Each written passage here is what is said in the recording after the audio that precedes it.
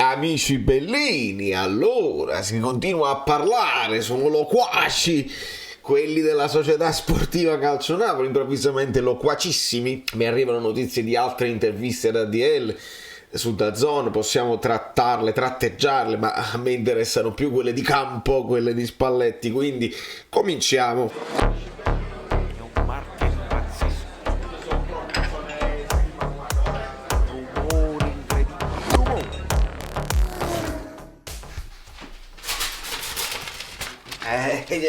Io mi sono segnato tutto. Sì, perché poi questa qua è molto particolare, sempre sulle bollette. Quella di ADL la riprendiamo, perché a fine campionato la dobbiamo riprendere. Se non conosci la memoria, se non conosci la storia, come fai poi a programmare il futuro? E questa è la cosa più importante. Luigi, ammirevole.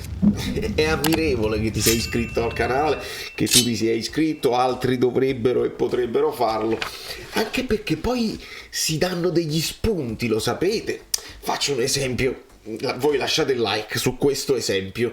Quando è stata nell'ultima live dei numeri, Tore mi dice: ma hai capito che bello sarebbe, a me piacerebbe Zola, e vedi che la radio ufficiale intervista Zola, chiama Zola e dice: ma tu come direttore generale, sono coincidenze sicuramente, però sembra uno spunto dato dalla mia community a Napoli in generale, al Napoli o a Napoli città, eccetera eccetera. E Zola si blocca pure, dice: Walter, ma che cosa mi chiedi? Io poi non ti posso rispondere, perché non lo so che non si può rispondere, lo so che non puoi aprirti, perché Gianfranco Zola prima, Maradona, poi Benny Carbone. Le certezze, passiamo alle parole di Spalletti. Io già ho tratteggiato una possibile formazione con l'Ambrabam, però andiamo con calma, perché quali sono le certezze adesso, il futuro, eccetera eccetera. E Spalletti dice: le certezze sono quelle tratteggiate da DL, che certezze insomma non ce ne ha date, ci ha detto semplicemente che il Napoli resterà una squadra forte e proverà fondamentalmente tutti gli anni ad arrivare tra le prime quattro, è quello che poi è l'obiettivo della società. E dice Spalletti, dice: uno pensa che lui è un caterpillar. Ora io quando sento caterpillar, a me mi viene in mente il caterpillar però no, si intende probabilmente quelle ruspe, no, che entrano e distruggono tutto. Invece no, non lo è. Il futuro però non dobbiamo parlare a lungo termine, dobbiamo pensare a queste 4 partite, quindi il mio futuro è Sassuolo, il mio futuro eccetera eccetera. Ho un altro anno di contratto, senza, però io mi sono scritto, non ho sentito un grande entusiasmo Spalletti, vi devo dire la verità. Noi poi dobbiamo sempre valutare quelle che sono le sensazioni. Non è che ha detto: mamma mia, io qua sto a Napoli, che non potrei chiedere di meglio eccetera eccetera. Io ho un altro anno di contratto, la società c'ha l'opzione che può esercitare e io questo devo fare, sto bene a Napoli, figuriamoci. Non l'ho sentito come un pazzo, non vedo l'ora di fare eccetera eccetera. Come sta? Proprio come sta, a livello come stai Luciano, come stai?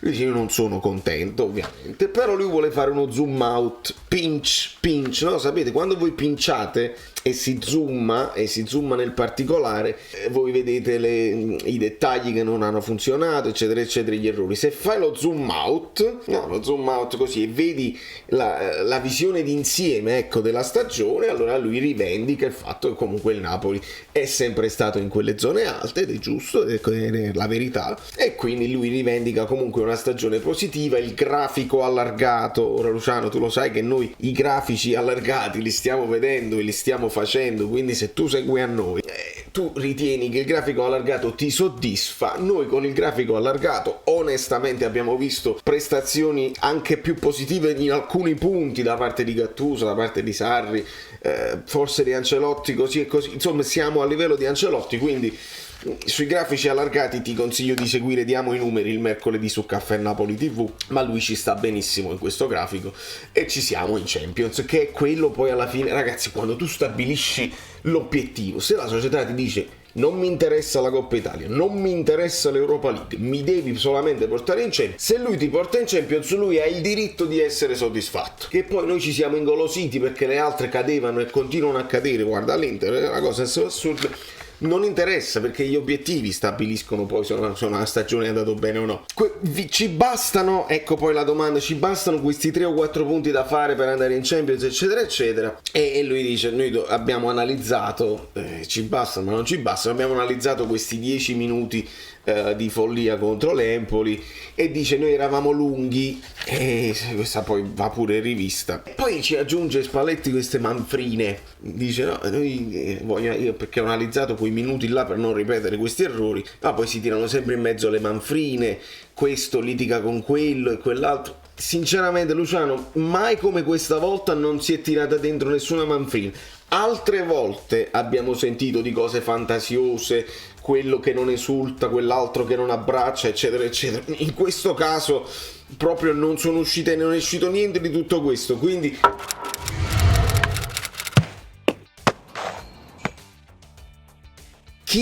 vorrei sapere chi ti insorfa queste notizie e questi rumors, perché non sono corretti. Quindi ancora una volta Luciano, iscriviti al canale, segui a noi che siamo un pochino più onesti, che non dobbiamo gestire amicizie con nessuno, ti dicono cose sbagliate. Quindi sull'ingolosimento noi abbiamo fatto, è chiaro che mi sono ingolosito anche io, perché abbiamo fatto un calcio fantastico e abbiamo fatto ottime reazioni poi alle sconfitte.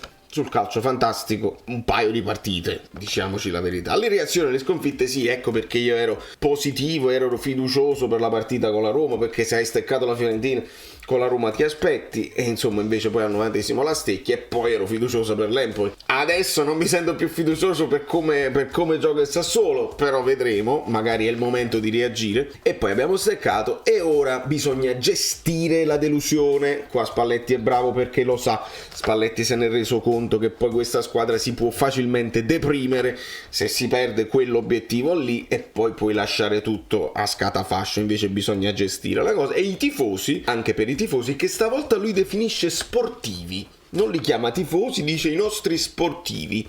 Questo me lo potete dire voi nei commenti, secondo voi perché ci ha chiamato sportivi? Forse perché invece di tifare siamo un po' più analitici?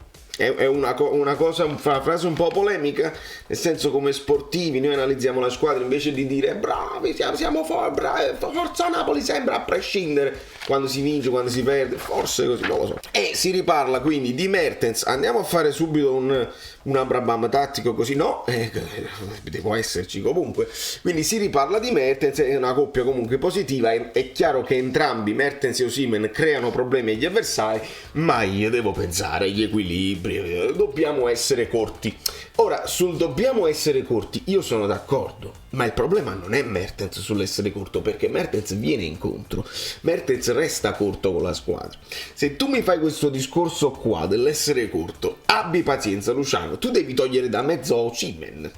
Tu fai giocare Zielinski sotto punta, o ci fai giocare Elmas e ci metti Mertens prima punta. Non è detto che Osimhen debba giocarle sempre, specialmente se tu stai individuando nella lunghezza della squadra i problemi degli ultimi periodi. Leva Osimhen, ma non levare a Mertens. Non li vuoi usare tutti e due? Devi mettere Mertens, perché Mertens è il falso 9, lo può fare, lo fa benissimo, che viene incontro, crea lo spazio e gli altri si possono buttare con le caratteristiche giuste, un Lozano, un Elmas specialmente. E Totti falso 9, te lo sei dimenticato che l'hai fatto e lo hai fatto bene? È lo Spalletti 3.0 che viene da anni di stop e si ritrova un calcio diverso, un po' più fisico, e lui lo sta soffrendo, questa cosa qua la sta soffrendo. Quindi dobbiamo essere corti, ok. La presenza di Osimhen non è la coppia che ci rende lunghi. Vai a rivedere le partite, dove sta Mertens, perché sta sopra palla, ma perché sa dove deve stare. Questo è il parere mio personale, sicuramente Spalletti ne sa di più.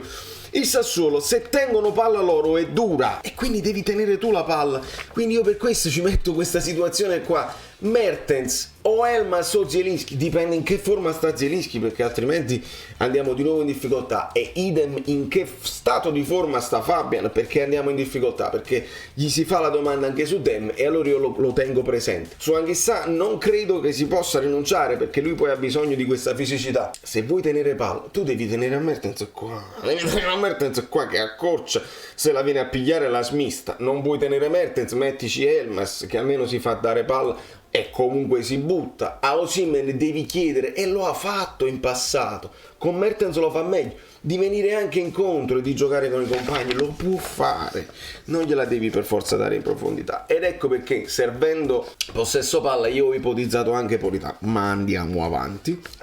Gli si chiede sulla prevendita, i tifosi eccetera eccetera, visto che la prevendita è un po' scarsa, e comincia la solita, questa è la manfrina, la classica manfrina delle conferenze stampa del Napoli, interviene Lombardo, Baldari, lo sa, non lo sa, hai fatto brutta figura, qual è la fonte e qual è la prevendita che sai tu, e non faglielo dire a quello. Ragazzi, ma quale scudetto vogliamo vincere se ci comportiamo così? Quale scudetto volete vincere? Non si fa così, bisogna alzate il livello. Vi fanno una domanda che non vi piace, alzatelo il livello, non abbassatelo, voi alzatelo. E quindi no, diciamo, non lo sai, hai fatto brutta figura, abbiamo prevendita 20.000 eccetera eccetera, sono pochi comunque, quindi è inutile che vi atteggiate prevendita 20.000, sono pochi, è la metà della metà di quello che almeno la metà di quello che dovrebbe essere una squadra in Champions che entusiasma i tifosi.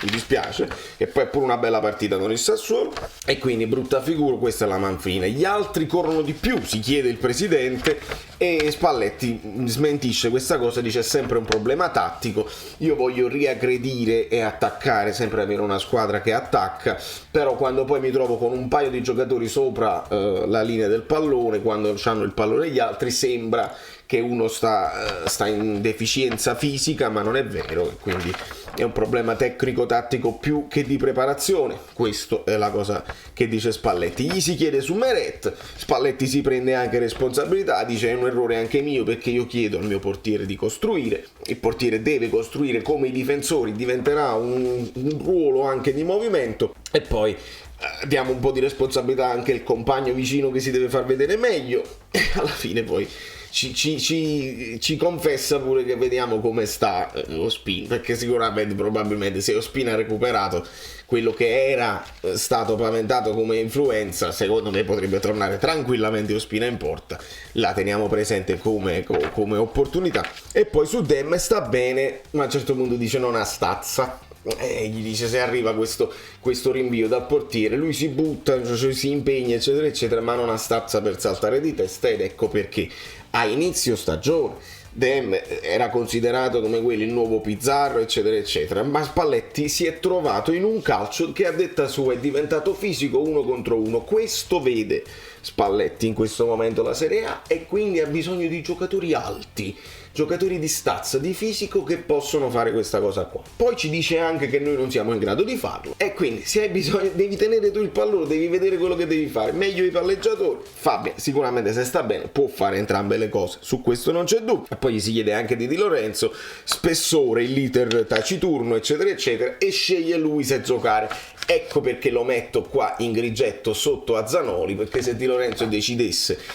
senti, me la sento mister, mi puoi buttare in campo anche se sta al 70%, Spalletti lo mette al posto di Zanoli, che ha comunque fatto bene, ma ovviamente gli manca quell'esperienza che Di Lorenzo ha. E poi in conclusione i tifosi vorrebbero per sognare anche sentirsi dire che l'anno prossimo partiamo per vincere, magari con un rinnovo di Mertens, un rinnovo di Ospina, quelli là che avere delle prospettive. E Spalletti proprio cancella tutto questo. Dobbiamo prima pensare alla Champions. La Champions non è stata ancora agguantata matematicamente, quindi dobbiamo pensare alla Champions, che è una cosa bellissima, il pullman che ti porta a fare la cosa più bella del mondo. E quindi ragazzi non ci dà delle prospettive per il futuro né l'allenatore né lo ha fatto ADL, quindi non possiamo pensare di partire mai da favoriti in questo momento, con questa struttura e con questi problemi societari. Togliamocelo dalla testa. Sicuramente possono avvenire delle sorprese, come quest'anno ce l'ha dimostrato, e che possono capitare stagioni strane dove alcune più grosse steccano, vedi la Juventus, e quelle altre che stanno lì ad approfittarne non riescono sempre ad approfittarne. Se il Napoli prima o poi, anche un po' di mazzo che magari ci è venuto a mancare, può approfittarne, perché no? Ma non partiamo da favoriti se l'obiettivo della società è quello là di vincere la Champions. È un conto, se l'obiettivo è vincere lo scudetto è un altro conto, ma se l'obiettivo è andare in Champions, quindi essere quarti, al massimo quello fai, è difficile andare oltre con le prospettive eccetera eccetera. Non credo ci siano dubbi sulla difesa, ritorna Koulibaly, credo che Rrahmani ne faccia un'altra, credo che Mario Rui ne faccia un'altra. Qui ci teniamo il dubbio più che altro fisico, perché altrimenti non credo ci siano problemi. Se Fabian sta bene, qua invece il dubbio è psicologico e intellettuale, la presenza di Mertens. Se abbiamo recuperato Elmas, secondo me lo possiamo vedere nel secondo tempo. Ancora Zielinski da capire se riesce a reggere la partita, ci hanno detto più mentalmente che fisicamente. Insigne mai in discussione, e qua stavolta mi gioco un Politano, vediamo se ha recuperato un po' come si dice, di gerarchia, che ultimamente è scivolato ed entra come secondo sostituto, nemmeno il primo sostituto di Lozano. Vediamo un pochino. Osimhen dovrebbe sempre partire titolare. Da New York Valerio Fluido è tutto, noi ci conserviamo tutto, le parole di Spalletti, le parole di ADL, che è ritornato a parlare di Gattuso che aveva già firmato con la cosa, Ibrahimovic eccetera eccetera. Noi ci segniamo tutto e a fine anno faremo una bella tavola rotonda con addetti ai lavori, con chi ne sa, con chi ne capisce, e smontiamo tutta una serie di cose che magari lasciano il tempo che trovano. Mario Rui se ne va, viene venduto? Ichi del Bologna? Va bene. Ciao, sono Saveria Solida. Se arriviamo a 15.000 iscritti su YouTube è una cosa di cortesia, ma secondo me dovreste seguirlo anche su Instagram, @ValerioFluido. Fa tutte queste cose, credi? Sei iscritto pure a TikTok? Non di più, dai, basta, sei cringe. Quante cose.